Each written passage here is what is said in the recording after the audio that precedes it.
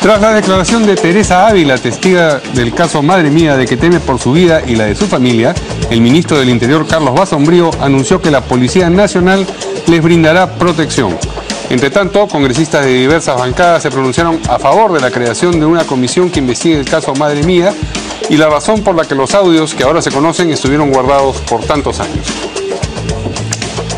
El ministro del Interior, Carlos Basombrío, descartó que inteligencia de la Policía Nacional realice reglajes y seguimientos ilegales. Esto a raíz de la afirmación del ministro de Defensa, Jorge Nieto Montesinos, en el sentido de que remanentes del montesinismo realizan seguimiento a miembros de su sector, como la secretaria general María Ferruso. Por su parte, el congresista Octavio Salazar planteó que la Comisión de Inteligencia cite al ministro de Defensa para que dé detalles sobre los presuntos reglajes a los que ha hecho referencia.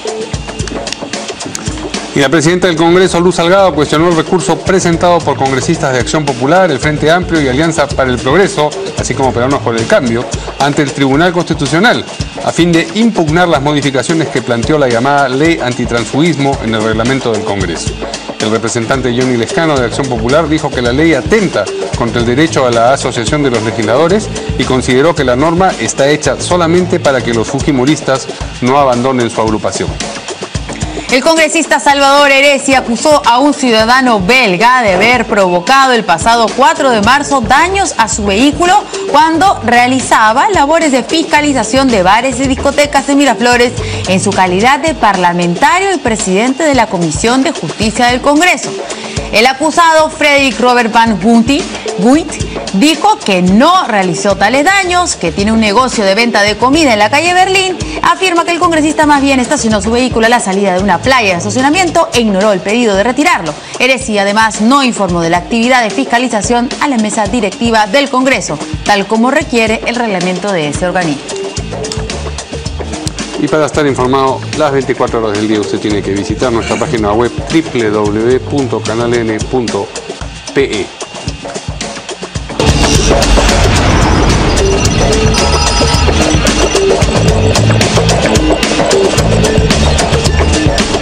¿Qué tal, amigos? ¿Cómo están? Buenas noches, bienvenidos a En Portada. ¿Cómo estás, Verónica? ¿Qué tal? ¿Cómo estás, Mario? Muy buenas noches. Vamos a presentar a nuestros invitados.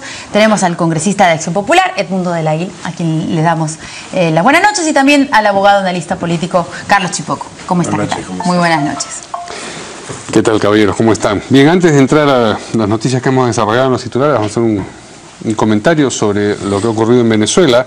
Tal como anunció el presidente de la Asamblea, digamos, él dijo, existe en el régimen chavista, en Nicolás Maduro, la intención de convocar a una asamblea constituyente para crear un poder paralelo al Congreso en el que no tiene mayoría, y en efecto Nicolás Maduro ha convocado ahora a una constituyente popular, parte de cuyos miembros no van a ser elegidos por el voto universal, sino que van a ser representantes de sectores de la sociedad, por supuesto sectores de la sociedad que definirá él, y habrá que ver cómo es el mecanismo por el que quiere escoger a estos representantes.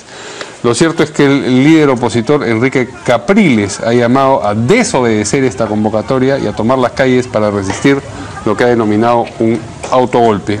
Habida cuenta pues de que efectivamente lo que parece perseguir esta constituyente popular es crear un poder paralelo al Congreso. No sé si quieren comentar algo nuestros... Fíjate tú que me hace acordar mucho de la Constitución, el Congreso pinochetista, porque justo en el Congreso pinochetista Pinochet nombraba representantes, ¿no? No era como debe ser en la democracia liberal moderna, la democracia de los modernos, que una persona un voto y punto, y los representantes se eligen por votos. Esto no es una asamblea constituyente, es una farsa, como fue una farsa lo de Pinochet y lo derogaron. Es un manotazo de ahogado de Maduro, que ya no sabe qué hacer para intentar impedir que lo acusen de golpista, de autoritario y de violar la voluntad popular. Él perdió las elecciones, y para impedir esa derrota, para impedir que sea notable esa derrota, es que ha inventado esta fórmula donde él prácticamente va a nombrar a los constituyentes. ¿Y por qué? O sea, ¿por qué quiere hacer esto? Si es tan obvio, tan evidente. O sea, ¿por qué quiere supuestamente maquillar O sea, ¿es un mensaje para afuera? ¿Alguien se puede, digamos, comer ese cuento o es un mensaje interno? Yo creo que es un mensaje interno y es la influencia de los cubanos. Los cubanos han mantenido un régimen donde tienen un Congreso que, no se rían, pero funciona 6 días al año. Es una cosa ridícula, no hay Congreso. Y han logrado mantenerse, pero los cubanos se mantuvieron en base a la inteligencia, la represión, un código penal absolutamente represor de la libertad de pensamiento, y porque había Guerra Fría. Pero esto es otra situación. Como bien me lo hacían notar antes de esta sesión, Colombia tiene fronteras.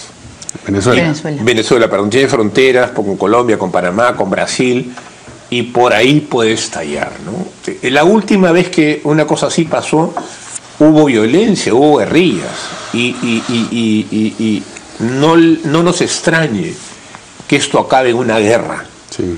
En Venezuela. Además, en el 99 me parece ya el chavismo se hizo una constitución a la medida. O sea, que mal puede decir que tiene que adaptar la constitución porque... Yo te corrijo, no se la hizo el chavismo. Se le hicieron los de Podemos y los del Partido Comunista Español, que se le hicieron a pedido, como se le hicieron también a Evo Morales. Y la presentaron y ya, tiene muchos errores y muchas cosas, pero le hicieron los comunistas españoles, no le hicieron ellos. ¿Qué dice el congresista? Es parte de la desesperación de Maduro. Nosotros vemos por las noticias y los que seguimos de cerca la realidad venezolana nos damos cuenta que finalmente es un gobierno que se desmorona. Se desmorona y ante esa situación lo que busca es alternativas, de poder primero generar una imagen hacia afuera en la cual hay un aparente respeto a la democracia vía conceptos como constituyente popular, en los cuales los representantes, como bien lo dijo, que deberían ser elegidos por el pueblo y en jurisdicciones son elegidos prácticamente a dedo, son representantes de la sociedad, pero ¿para quién? Seguro para el señor Maduro.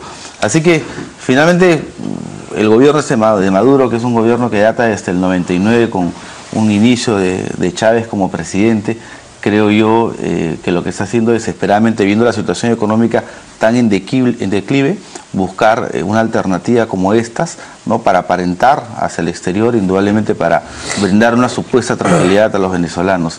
Pero lo que vemos en las noticias es algo totalmente distinto. Cada día entran más venezolanos al país cansados, aburridos y lógicamente fugados de toda la situación esta que ocurre allá, que no solamente hay un recorte a un tema económico, sino recorte de las libertades, que es precisamente lo que vemos en medidas como estas. O sea, fugados los que pueden fugarse.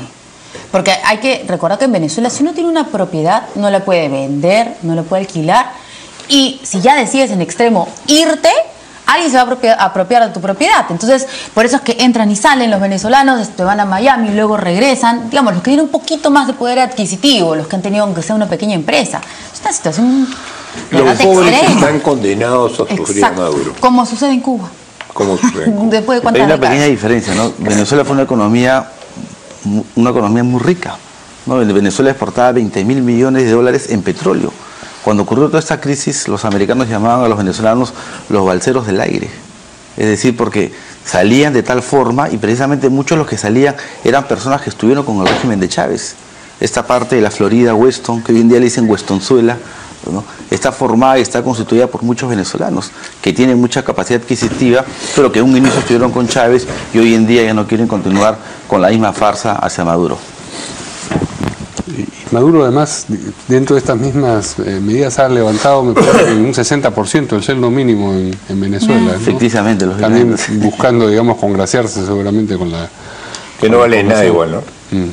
Ahora, tenemos una información, si nos ayuda la producción, una última información justo relacionada con lo que está ocurriendo en Venezuela y unas declaraciones. A ver, eso es de hoy día durante la tarde. Perú alienta el golpismo. Esto es lo que dice, según Perú 21, la ministra de Relaciones Exteriores de Venezuela. De acuerdo con las declaraciones, el gobierno de Venezuela acusó a 8 gobiernos latinoamericanos de pretender quebrar el derecho internacional y además de alentar el golpismo en el país de Nicolás Maduro. Entre otras naciones señaladas figura el Perú. Bien.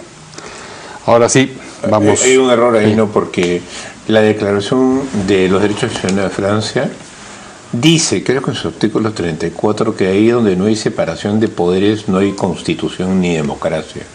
Y hoy día no hay eso en Venezuela porque no hay poder legislativo. Entonces el golpe lo ha hecho Maduro. Muy bien.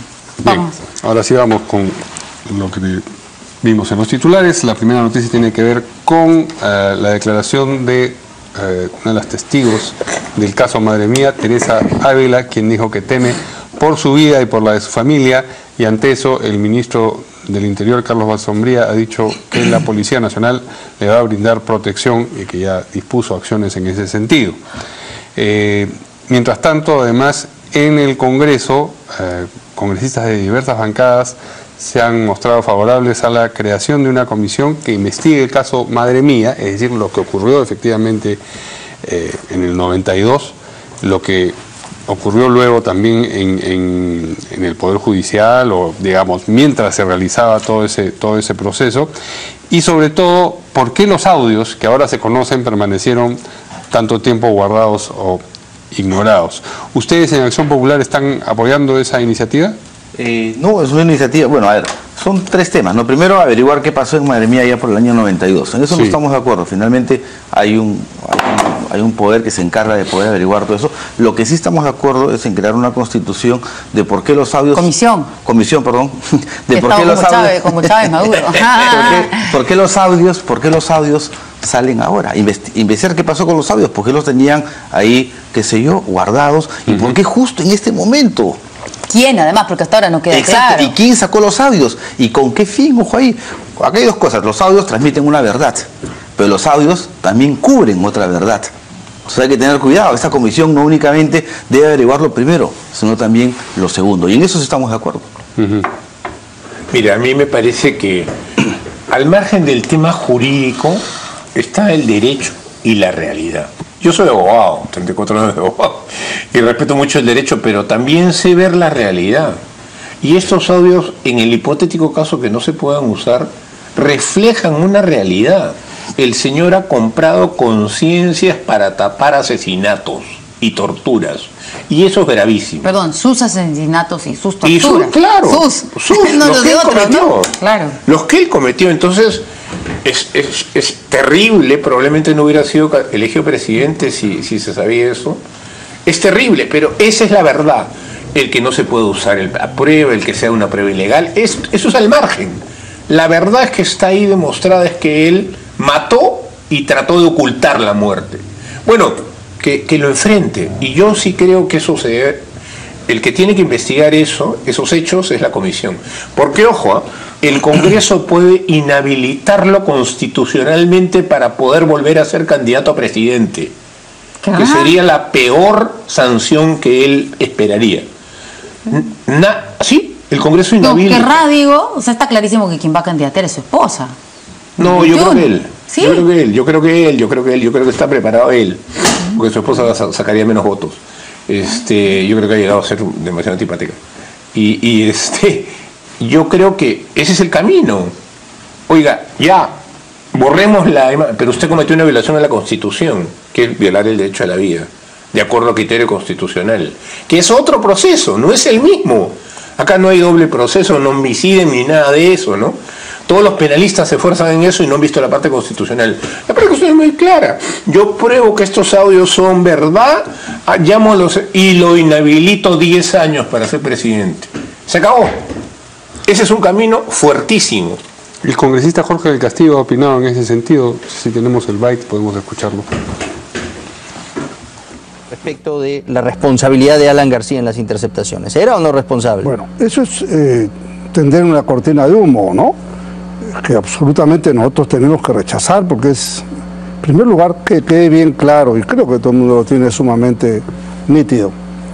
Esta interceptación telefónica es legal, a solicitud del Ministerio Público y definida por un juez competente. La verdadera mafia de la interceptación, ¿no?, del chuponeo ilegal, lo ha dirigido el mismísimo Humala. Por eso él dice muy suelto de huesos, Alan García tenía que saber, porque él sabía, porque a él le reportaban. Entonces, ese para tipo usted, de cosas. estos audios que fueron obtenidos de manera legal deberían ser definitivamente admitidos como una prueba en el caso Madre Mía. De todas maneras, porque además que está por encima de estos aspectos legales, si me permite, es la descalificación ética y moral de Ollanta-Humala.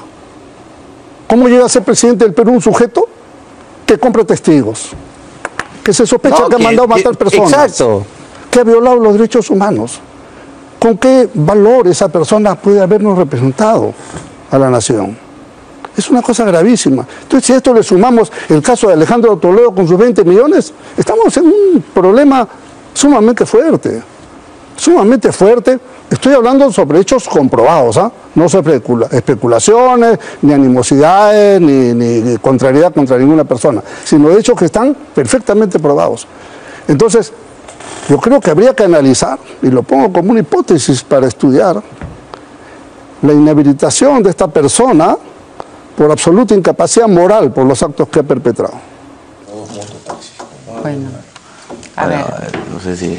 O sea, los dos creo que están por el lado de que el Poder Judicial o las investigaciones o que se pueda reabrir el caso, etcétera, está como que un poco verde, ¿no es cierto? Pareciera, porque los abogados, con todo el perdón que se merecen los abogados en general, saben pues cómo meter por ahí el punto y coma, el artículo pero tal. Pero además hay un valor, que es el valor de la cosa juzgada.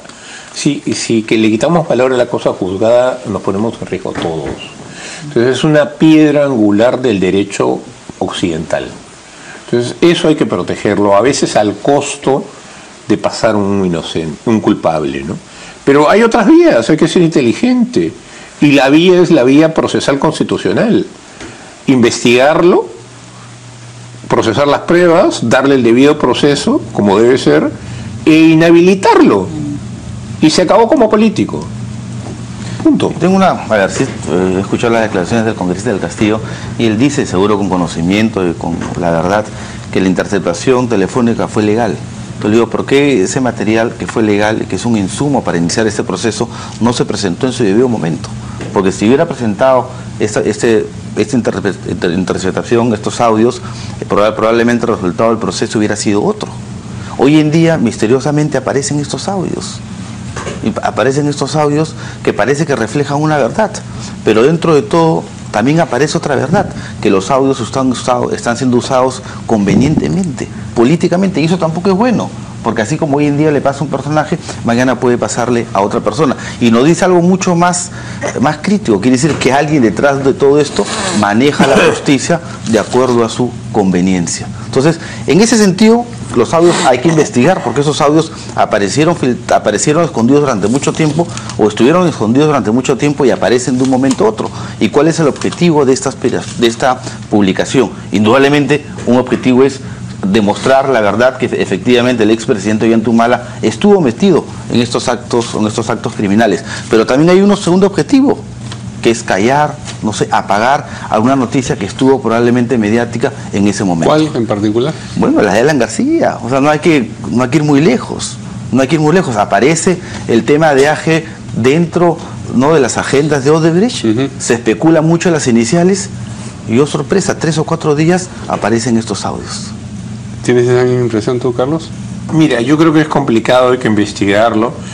La única pregunta que yo me hago es, el máximo punto de polarización entre García y Humala fue a mediados del gobierno de Humala, cuando sacó lo de pareja conyugal, candidatura conyugal. La pregunta es ¿por qué no lo sacó ahí? La reelección conyugal, sí. La relación conyugal. ¿Por qué no lo sacó ahí? Claro. ¿Por qué recién ahora, cuando ya acabó, si los tenía, si él el que tenía el control, no? ¿Por qué no lo sacó ahí? No, yo probablemente creo que no los tenía tampoco, ¿no? Ah, si no los tenía, No, entonces... nadie sabe cuándo han aparecido estos audios. O sea, digamos que es una alguien más los retuvo y ahora... Probablemente, ¿no? Pero acá yo parto de algo, ¿no? Que esos audios son legales, según lo que dicen. Entonces, si es legales, debió ser parte de ese proceso y desde un inicio. Y aparentemente no fue así. Ahí yo tengo una discrepancia porque el juez ha dicho que no autorizó grabar a Humala. Ok, No, entonces, claro, pero entonces con no son mucha legales. claridad. Sí. Entonces, si él no autorizó, la prueba es una prueba prohibida. No se puede usar. Y así de claro es. Pero lo que no Estados autorizó Unidos- fue interceptar los teléfonos de Humala y de Nadine, pero si las otras personas interceptadas lo llamaban Pero O él usaba el terminaron teléfono interceptando sí. directamente el teléfono de Humala. Él dijo, la orden era para el narcotraficante, el narcoterrorista y su entorno. Sí. Obviamente Humala no era el entorno del narcotraficante. Sí. Y él ha dicho, yo no ordené entonces es una No, prueba. no hay ningún teléfono del señor Ollanta Humala interceptado. Así es. No, no lo hay. Que cogió otro número, otro A teléfono. veces agarraba otro número y hablaba con alguna de las personas que estaban sí siendo chuponeadas. El propio Amílcar, el que era su secretario, su segundo, también estaba siendo Mira, intervenido su la teléfono. norma es la siguiente: si el juez ordena investigar a una persona y por X razón se conecta con otra persona y esa persona revela algo ilegal, eso no vale. Ok, o sea, si el juez dice que tienen que interceptar mi teléfono y de pronto hablo con Mario Y él habla Mario conmigo, habla, ok.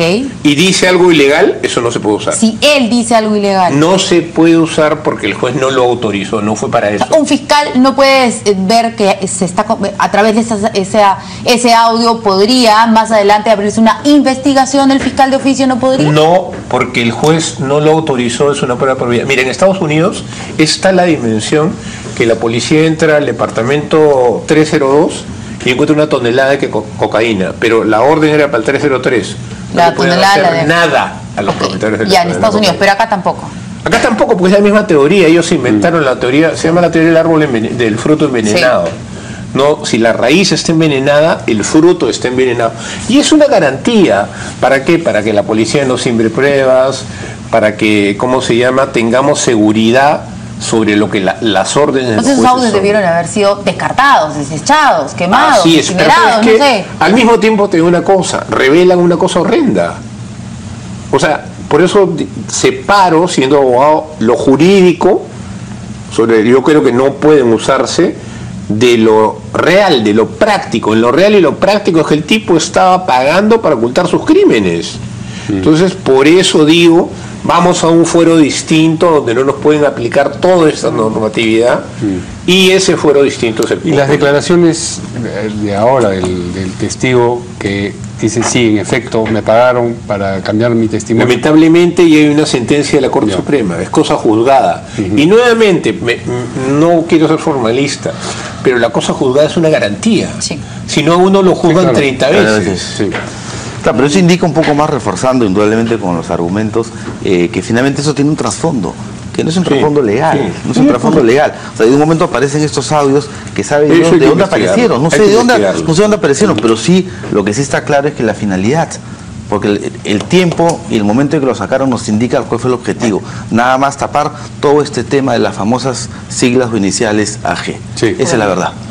Bien, vamos a una pausa y regresamos ahora con otro asunto espinoso, lo que está ocurriendo a propósito del ministro de Defensa y los reglajes de lo que él dice ha sido objeto. Volvemos con eso.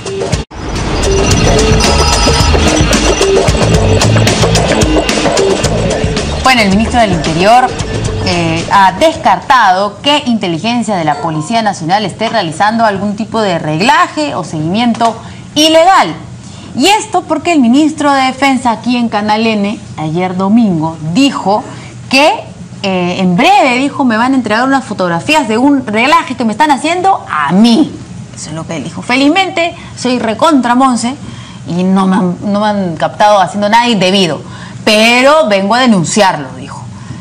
Y que bueno, pronto iba a recibir esas fotografías, esa información, y entonces acusó de que todavía hay rezagos del montesinismo, que él llegó al Ministerio de Defensa a hacer una serie de cambios, y que bueno, eso no ha gustado, y parece que producto de ello es que decidió, no se sabe bien quién es, empezar a seguirlo, a él y también a la secretaria del ministerio, que es justo la Son señora las imágenes que Ferruso, estamos viendo, y son sí. las imágenes que hemos visto y que también fueron difundidas por América Noticias, en donde ella utilizaba el vehículo, además para las cosas que tendría que hacer para ir a la peluquería.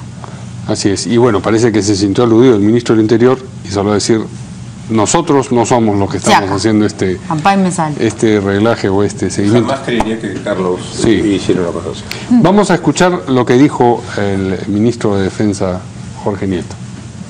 Para usted está mal que la hayan seguido. Ah, pero claro que está mal.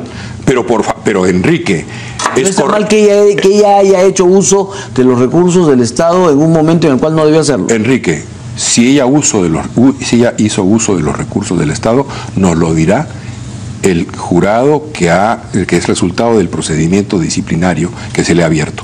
Pero me parece mucho más grave saber quién la arregló, quién regló todos los anteriores, que sigan los métodos de Vladimiro actuando en la escena pública. Bueno, usted condena el reglaje, pero no se ha pronunciado sobre las acusaciones contra ella. Claro que me he pronunciado. He dicho que hay un procedimiento administrativo disciplinario. Enrique, tiene que gobernarnos la ley. Si esto no es un asunto de juicios en asambleas mediáticas que dicen culpable, échele piedras. No es así. Hay ley. Usted respalda, no hablemos de ese caso, usted respalda la gestión. Yo estoy reevaluando su gestión. Yo estoy reevaluando la gestión. ¿Usted está analizando todas estas acusaciones que se están planteando contra ella? Sí, por supuesto. O sea, hay remanentes del pasado en todos los ministerios del Perú. Y que esa mafia, esos restos de las mafias siguen actuando y siguen medrando el presupuesto nacional. ¿Cuántos funcionarios, además de la señora secretaria general, han sido arreglados en mi ministerio? Me van a entregar, dicen, voy a ver, me van a entregar fotos de reglaje que me han hecho a mí. Como yo tengo una vida ordenadita, no tienen mucho que encontrar, pero fotos de reglajes que me han hecho a mí. Es decir, ¿a cuántos de mis funcionarios han arreglado en los últimos 2 o 3 meses? ¿A 4? ¿A 5? ¿Quién gasta $500,000 o 250,000 soles para arreglar a gente? ¿Qué cosa está buscando? ¿Qué intereses busca? ¿A quién quiere afectar? En el fondo no es la señora Ferruso. En el fondo es mi gestión. ¿Y por qué mi gestión? Bueno, pero porque sabe que también ¿Te parece verosímil a ti, Carlos, lo que dice el ministro? Mira, yo valoro mucho la labor de Jorge Nieto. Primero, alguna vez lo hemos conversado, es el más político del gabinete. A los que conozco hace 30 años que dejaron de hacer política, él lo ha hecho en México y lo sigue haciendo acá. Pero ha logrado en unas semanas un cambio de perspectiva, de visión del ejército del Perú y de las Fuerzas Armadas. Antes, cuando hablábamos del ejército, hablábamos de estudiantes muertos, fosas comunes, presos muertos en motines, en fin, lo asociábamos a la muerte, a la desaparición, al corte de cabeza de la señora Barreto, la auxiliar de inteligencia que el del Grupo Colina la mató. En semanas esto ha cambiado. Pero está hablando usted de la década del 90. Así es, así es. Y todos los otros ministros de defensa no han podido hacer no eso. Han podido, hasta el señor Nieto Escúchame, pero yo creo que hay un hecho que cambió esto, que es el tema de los desastres en el norte. Pero eso era con el señor Nieto, o con el señor Chipoco, o el señor Ghibellini, o el congresista de Laila. O sea, mira, había que hacer eso. Pero él se puso al frente y ordenó al ejército, y el ejército se comprometió, y tenemos soldados que han hecho de parteros, que han repartido comida, que están las 24 horas en las zonas inundadas. Y la población ha visto, mira el cambio de percepción en las encuestas. El ejército, que estaba abajo en la aceptación, ha subido muchísimo. No, el ministro de Defensa ha tenido que pedir disculpas en algún momento a las Fuerzas Armadas cuando se ha dado cuenta del trabajo que ellos realmente hacen. Ahí sí yo defiendo a el soldado, al militar, alejado del tema político. O sea, haya sido, con todo respeto, el señor Nieto o la señora Linares, igual tendría que haber de repente mejor o peor, otra gerencia, pero ellos Verónica, son los que te hubiera hacer felicitado eso. a ti si tú hubieras sido la ministra. Ok, entonces, pero estamos hablando ahora de la persona. Porque te pusiste delante, fuiste a la zona, fuiste a Piura, estuviste con los soldados. Usted está hablando del cargo de ministro. Y además le diste las órdenes a los ministros. Hoy estamos hablando de la persona. A los oficiales. No del cargo. Sí, estamos hablando de la persona, pero el cargo lo ocupa una persona, y esta persona tuvo la habilidad para conducir a la Fuerza Armada a este tipo de labor, y eso es encomiable. Hoy día el ejército, las Fuerzas Armadas, el pueblo las siente más cercanas, y eso es estratégicamente muy positivo para el Perú. Eso sí, pasamos la página del terror, del horror, y estamos ahora en una Fuerza Armada. ¿Y quién puede querer bondadosa. sabotear una gestión de ese tipo? Porque si lo arreglan y... Mira, pero es que lo que pasa es lo siguiente. Sí. El tema de fondo es la corrupción. Hay corrupción en el Estado peruano en todas partes. Sí. Él, de acuerdo a lo que él ha informado, se negó a firmar un contrato de $1,5 millones de soles, y inmediatamente comenzaron a haber seguimientos. Seguimientos a empresas privadas. ¿Saben quién es uno de los primeros que ha protestado por esto? No. Que al parecer es el lobista López Meneses. López Meneses, el mayor, no digo el mayor, uno de los corruptos del gobierno Fujimori. Se atreve este señor a dársela de luchador contra la corrupción, una vergüenza. Que ha tenido vínculos con el sector de defensa. Que ha tenido, por supuesto, entonces hace de lobista, es lo que me han dicho, yo no lo puedo asegurar, es lo que me han dicho, hace de lobista, entonces comienza a presionar, y claro, cuando lo presionan así, los funcionarios, ¿sabes lo que hacen? Se asustan, porque dicen, la prensa me va a atacar, etcétera, y ceden ante la corrupción. Yo te invitaría a que se hiciera una investigación preguntando, Cuarto Poder de repente lo puede hacer, ¿cuántas denuncias por corrupción se ha presentado por ministerio en los últimos 8 meses?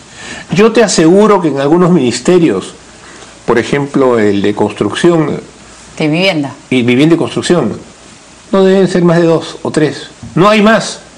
¿Por qué? Porque hay una mafia enquistada en los ministerios, sobre todo en la parte legal, que es la que toma la decisión final y dice no tengo la prueba, no lo puedo, etcétera, para evitar la denuncia. Entonces la mafia sigue.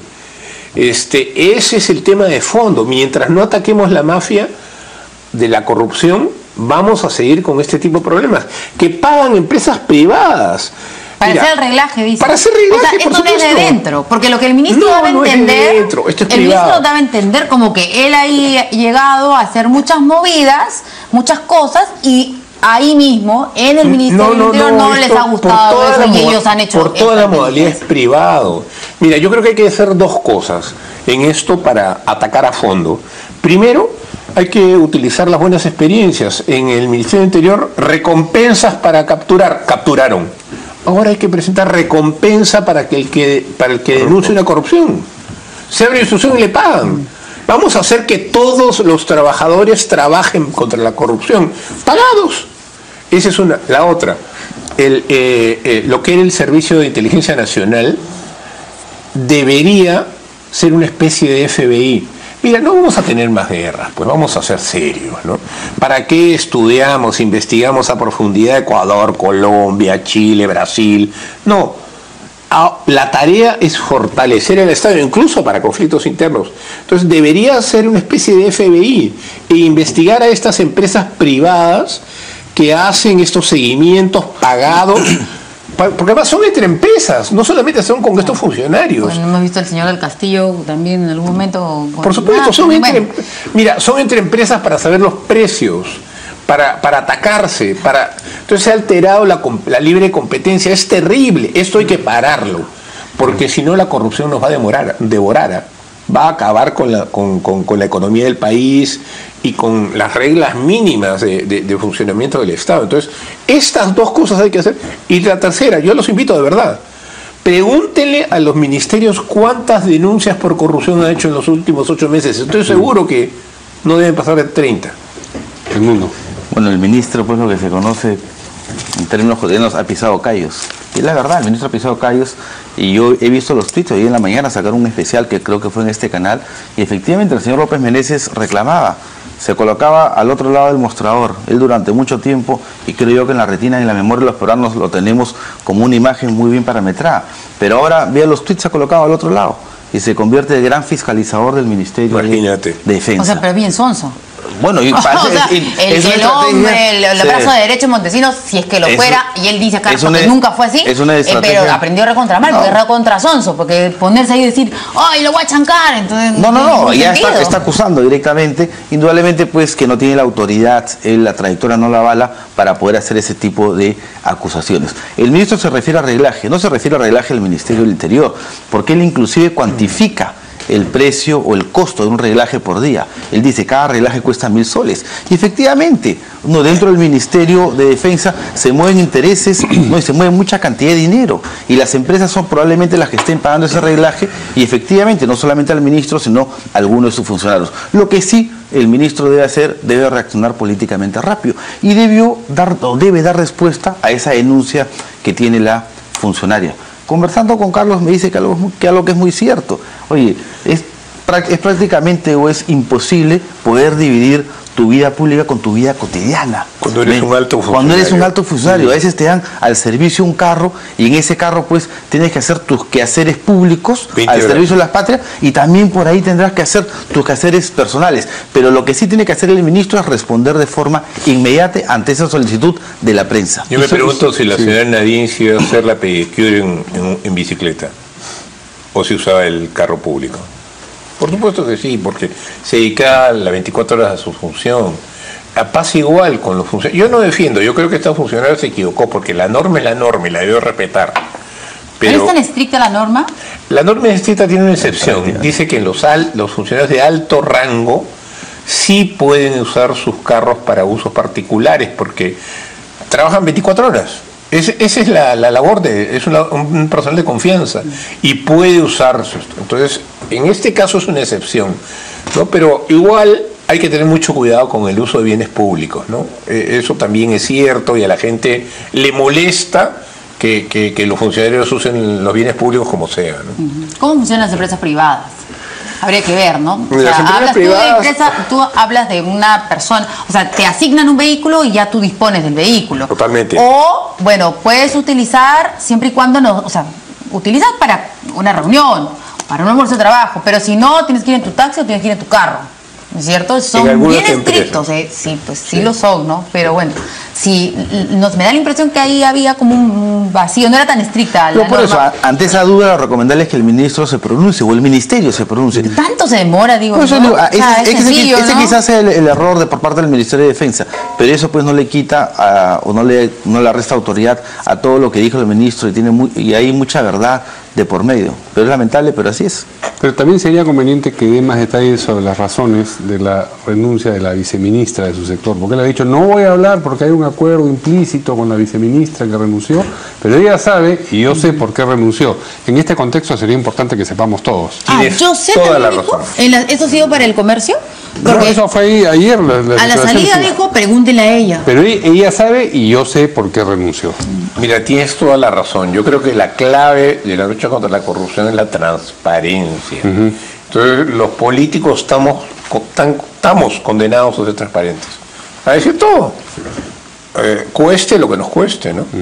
Y él debería aclarar por qué se fue la viceministra. Muy bien. Bueno. Vamos a ir a una pausa rapidito y regresamos con la presidenta del Congreso, Luz Salgado, que está cuestionando este recurso que han presentado ante el Tribunal Constitucional los parlamentarios por la llamada ley tránsfuga. Ya nos habíamos olvidado, pero ¿cómo ha servido? En algunos casos, en otros no tanto. Vamos a volver con eso.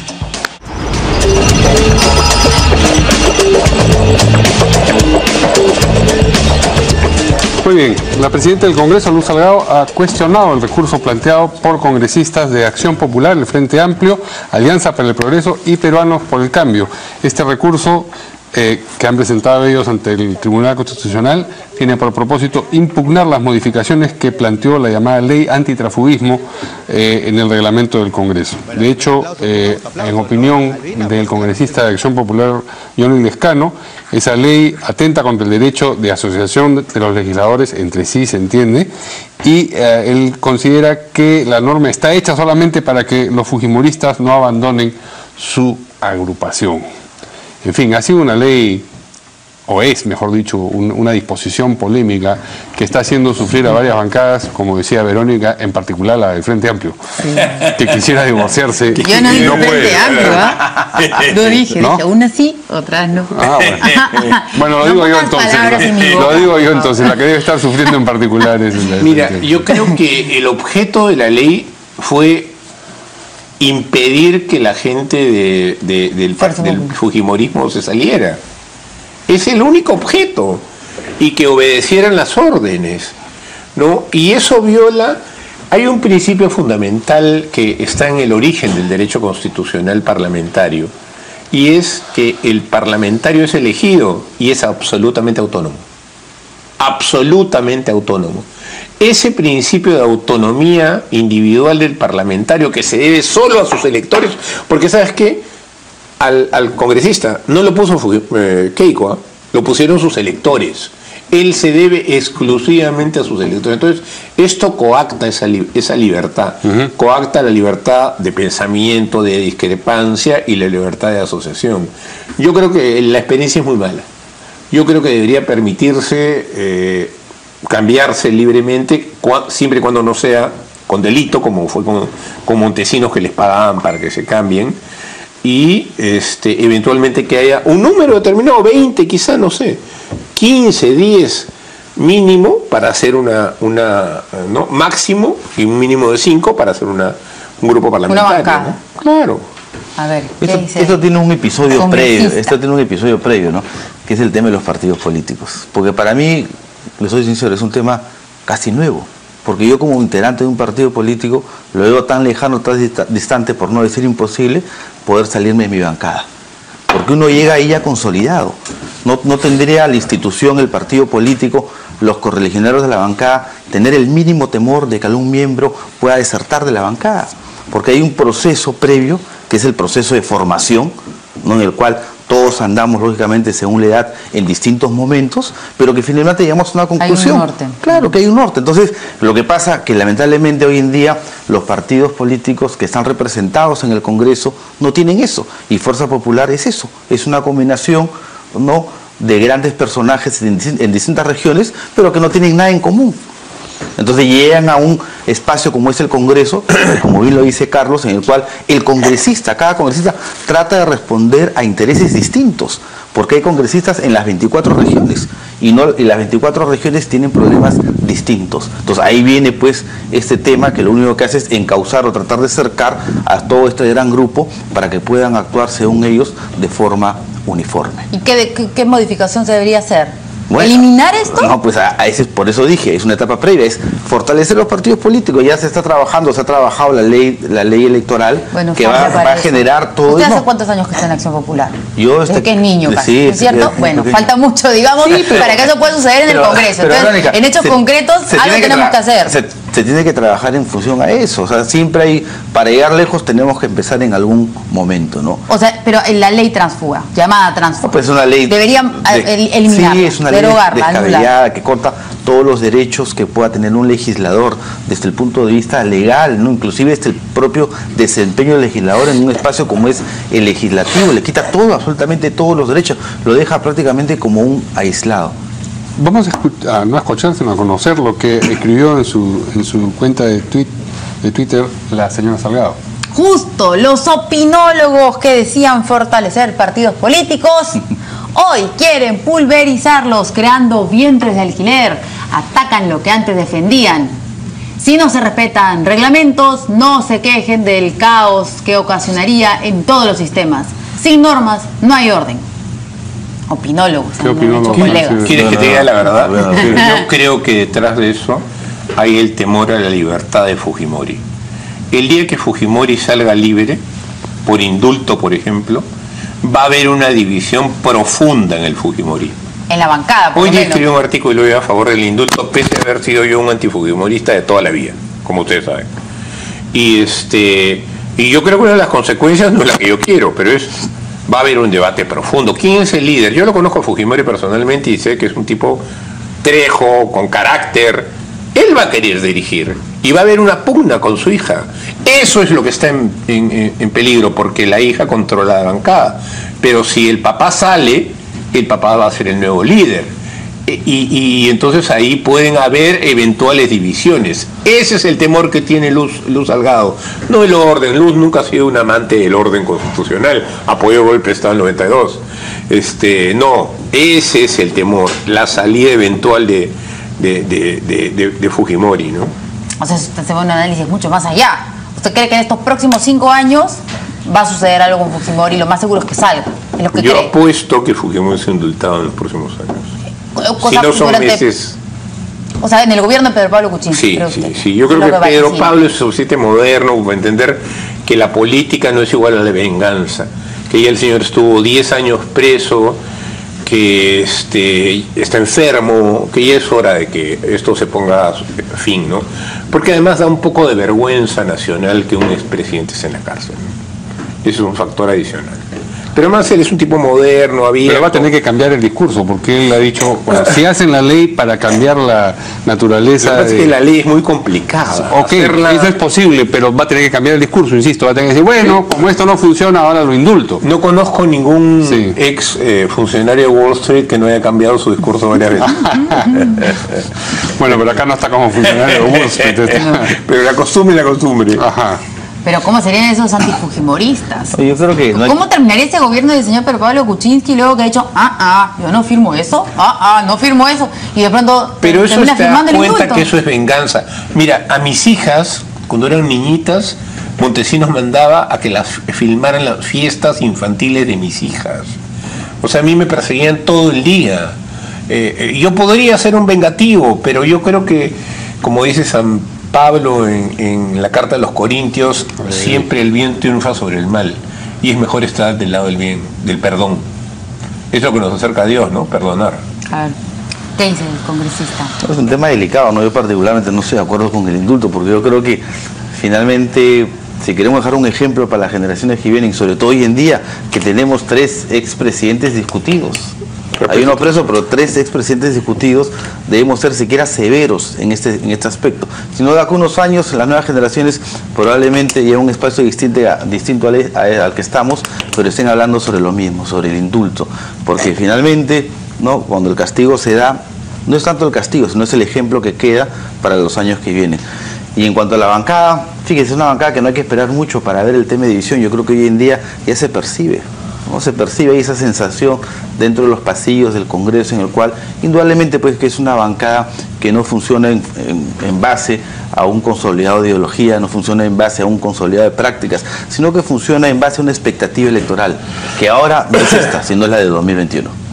Ahora, ¿qué pasa si se salen de la bancada fujimorista, ¿no? Especulando, ¿no? Porque estamos aquí jugando un poco a la especulación. Se salen como 20 congresistas, imaginemos, de los 72.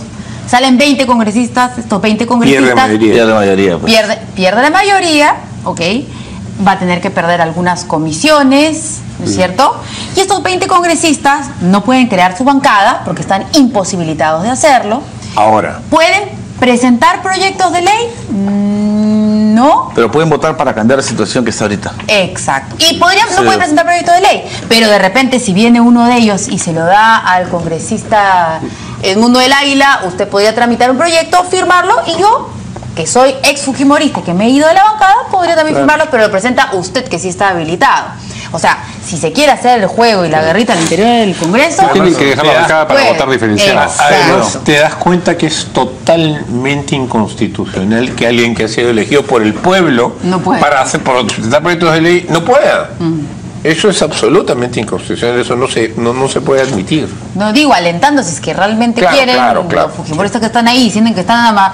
No, además, cuestión de valentonarse un poquito, además, ¿no? Esta mayoría es media...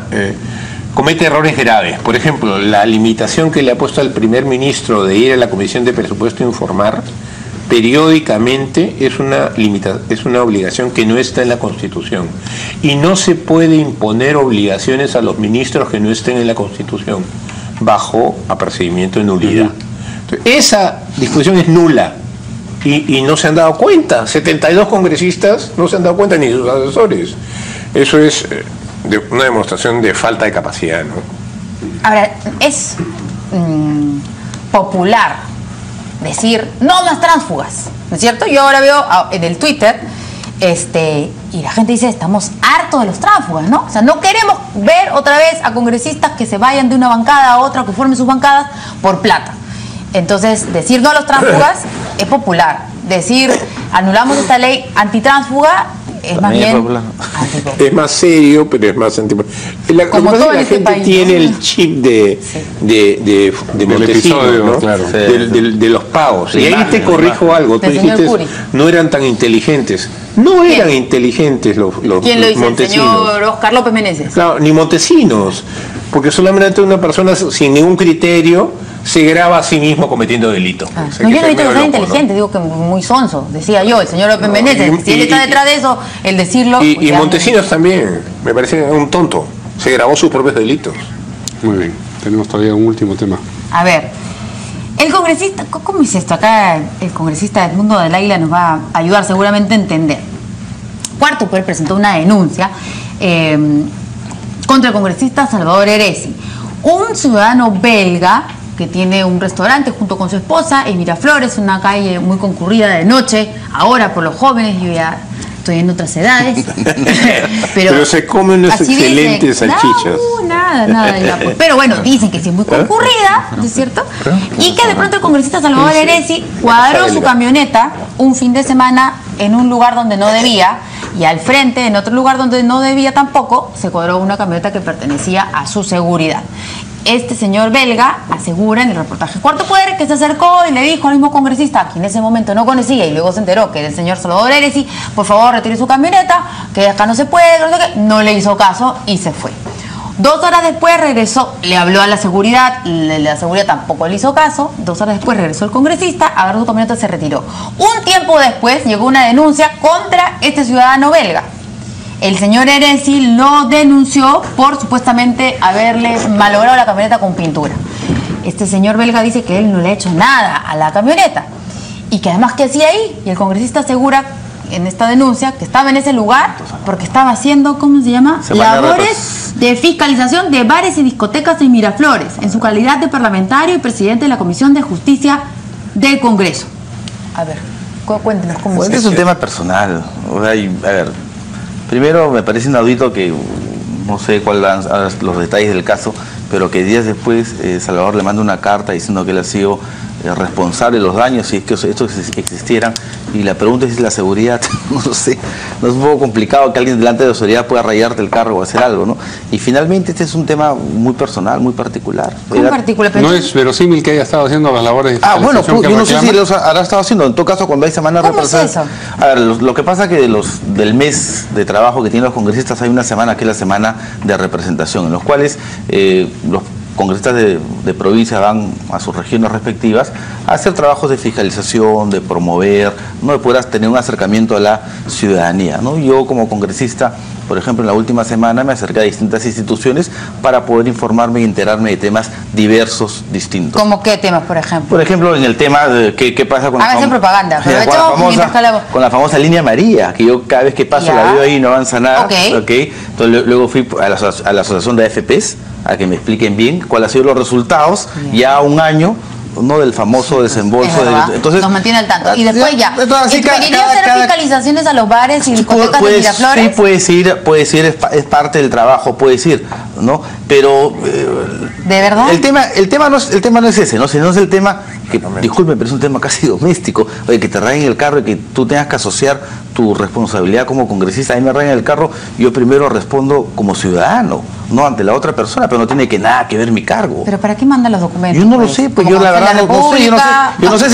Yo no sé si será verdad en primera instancia, si el ciudadano belga estará mintiendo o no estará mintiendo. ¿A qué se refiere con mentir? Si está el documento que le han mandado a ellos. Tendrá que responder Salvador Heresi. ¿En dónde? ¿En la Comisión de Ética? No, pues, pero además hay este detalle que se menciona a propósito de si informó o no informó a la mesa directiva del Congreso. No, si él dice que semana de representación acaba la semana no tenía que informar. No, sí, tiene que informar. Yo mi semana de representación agarro. Y dice que ha ido a las AFPs. Por ejemplo, ahora hoy día acaba la semana de representación. Yo mañana, en los próximos días, y mando el informe, ¿no? A la mesa directiva de qué es lo que hice yo con mi semana de representación. Mira, yo he sido regidor en Miraflores y congresista. Y por supuesto que no está entre las funciones del congresista revisar bares y discotecas. Felizmente que Salvador, a quien es mi amigo y a quien nos une la admiración por los Beatles, hay varios monumentos ahí en San Miguel. Uno. Sí, uno, en verdad. Felizmente que se quedó en bares y discotecas, porque podría haber ido a otros sitios más picantes, ¿no? Que prostíbulos, dicen. No sé, yo no lo he dicho. Pero... ¿Me entienden malo? Una picantería. Una picantería más picante, se dice. Sí. Claro. A comer anticuchos. Okay. Claro. Pero en realidad no es, ¿no? Yo creo que, no sé si estaba bromeando, fue un asesor el que puso eso, pero el regidor, y de repente él recordó su faceta de alcalde, sí iba a haber restaurantes y discotecas. Pero el congresista ve otras cosas, pues ve proyectos de más dimensión, ¿no es cierto? O sea, finalmente eso es una labor del alcalde de Miraflores o de Barranco. Por favor, y no por de eso él. es que aquí pareciera que el congresista, con todo el derecho del mundo, de repente otros congresistas en ese momento estaban ayudando en el tema del desastre, pero él no tenía la obligación, la función, digamos. Ok, va a una discoteca, un bar el fin de semana, no pasa nada. Pero se puso en un lugar donde estaba prohibido. Le dijeron que no podía hacerlo y no le importó. Se fue, regresó, agarró su carro y se retiró. Y encima le mandó este papelito al señor del restaurante que él había sido el que le había ocasionado pues este perjuicio. Entonces, ahí es donde viene el problema. Ahora, si él iba a divertir un ¿quieres que te sea importa? sincero? No me parece tan serio, ni tan grave, ¿no? Es una falta menor que no debió hacerlo. ¿No le parece que habla un poco sobre la forma de ser, No, la porque habría que ver sus cultural, el proyectos, nivel? su labor como congresista, el largo plazo, ¿no? O sea, esto es un asunto de un lío doméstico que a cualquiera nos podría pasar que nos cuadramos mal, nos arañan, etcétera, ¿no? Pero él está acusando a alguien que no le ha dañado nada. Es el Bueno, problema, pero esa no. es la afirmación del belga. No, pero ha mostrado un documento. No Ha sabemos. mostrado el documento que lo está acusando, claro. No, claro, lo ha acusado, pero no sabemos si efectivamente Si efectivamente le hizo daño. No, sabemos Bueno, debe nada, haber sí. cámaras ahí, tendrán que remitirse a las No lo cámaras. sabemos. Entonces, ¿Y qué día ojo fue? que- ¿Qué día fue? ¿Viernes? 4 de marzo. Ojo Viernes, que sábado. hay un sentimiento popular de denigrar al congresista, Eso es cierto. ¿no? Y eso está muy mal, porque el congresista es un ser humano como todos, también se cuadra mal, también de repente se va a una discoteca, se puede meter en unos No tendría nada de malo. No tendría nada de Yo malo, digo que así no. es. Entonces hay que tener mucho cuidado con eso, porque sabes que esta es una democracia incipiente. Entonces hay que cuidar bien las labores fundamentales de las personas, ¿no? Un congresista no es un santo. No hay santos en el mundo, en la tierra. Todos están en el cielo. No es un ángel. Entonces hay que tomar en cuenta eso. Mientras no robe, mientras no corrompa, mientras no haga cosas realmente graves, Ni abusivo. ni sea abusivo. Así es, ni sea abusivo, ¿no? Bueno, Mientras no haga eso, bueno, es un ser humano. está muy bien. Y Ya además dirán yo sus lo electores. perdono porque es uno de mis los Beatles. Bueno, ya dirán sus electores, finalmente. Muy bien. Muchas gracias a nuestros invitados. Nos vemos mañana por la noche aquí en Portada. Buenas noches.